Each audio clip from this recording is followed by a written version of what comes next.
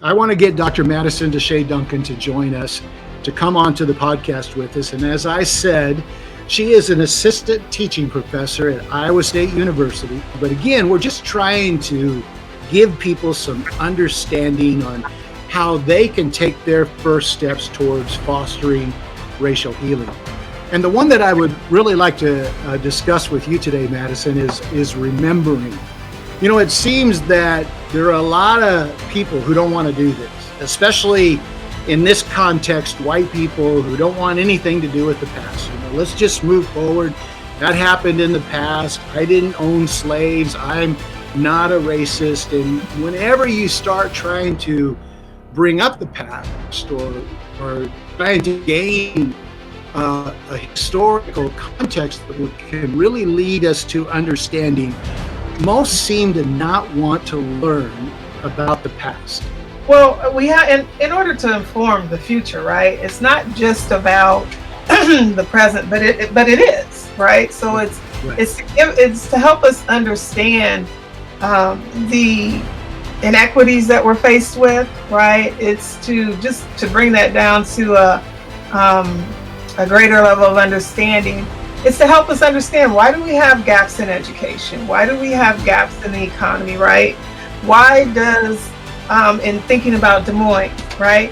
Why does the North Side look different than the suburbs, right? It gives context, right? And then from there, we can kind of have these tough conversations, right? And unless we understand the history of communities, Black communities, white communities, and particularly in Des Moines is what I'm focusing in on, and really throughout the state of Iowa, we can't really inform ourselves where to move next, right? Where to go to next, how to resolve some of these issues and some of these divides that we have. At Bridge Building Solutions here, we have a little phrase, you know, history gives context and context gives understanding, which can lead to the motivation to do something.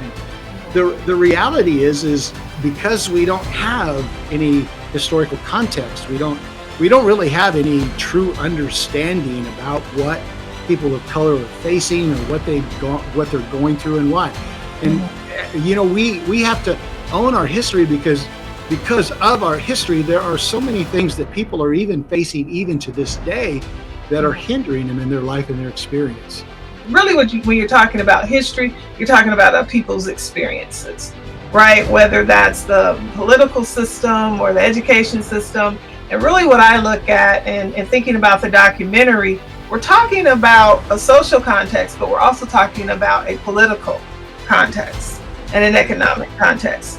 And it's really kind of hard for white Iowans, right, who have benefited off of that past, off of that history, to really want to sit down and talk about it, because you might have to give up something, right?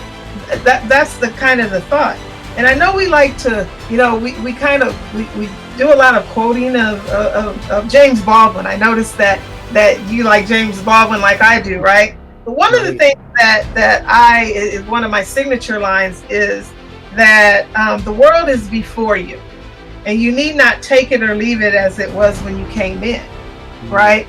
So that's kind of predicated when we talk about Baldwin. These quotes are predicated on a marriage between thought and action,